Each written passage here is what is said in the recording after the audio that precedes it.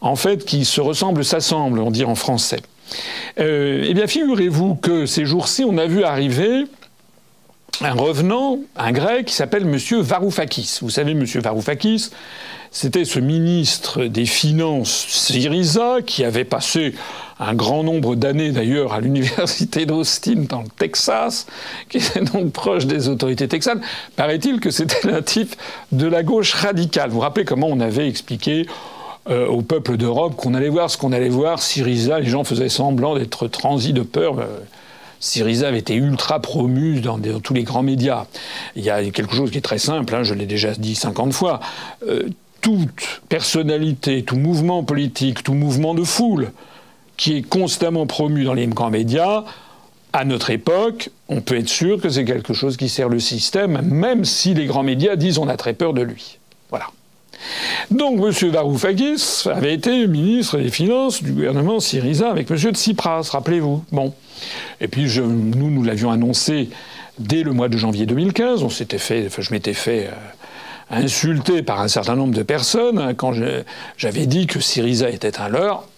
Syriza était bien un leurre. On a vu ça au mois de juin 2015. Alors Varoufakis, entre-temps, avait pris un petit peu la poudre d'escampette. Il doit donner quelques cours par-ci, par-là. Et puis on l'a revu arriver à l'automne en disant qu'il était pour un plan B. Alors un plan B, d'ailleurs, où il avait été reçu en France par Mélenchon. Et M. Mélenchon et M. Varoufakis, ils étaient là, ils se tenaient pas bras dessus, bras dessous. C'était regardé à l'automne 2015.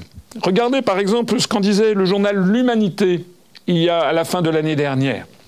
Bref, Mélenchon, Varoufakis filent le grand amour pour le plan B, une Europe, enfin cette fameuse autre Europe, vous savez, comme l'Arlésienne européenne, l'autre Europe on allait voir ce que l'on allait voir.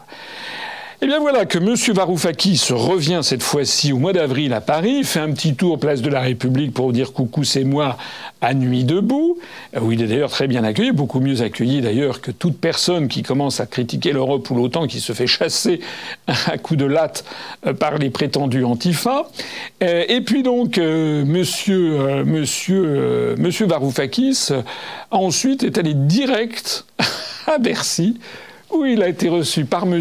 Macron, et où il a dit finalement que Macron était un type formidable, qu'il était d'accord avec lui à 80, je sais plus combien, 90% de la situation. Donc, j'apprécie beaucoup Macron, et dans mes discussions avec lui, je peux vous dire qu'on est d'accord sur 80% des choses dont on parle.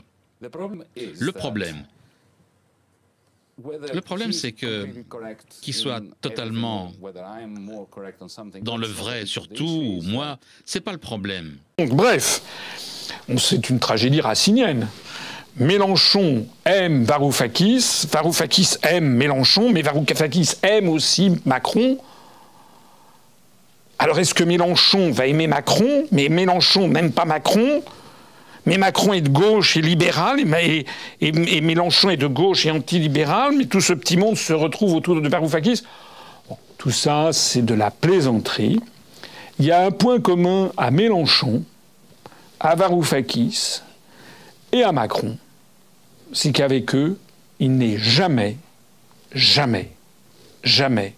question ni de sortir de l'Union européenne, ni de sortir de l'euro, ni de sortir de l'OTAN.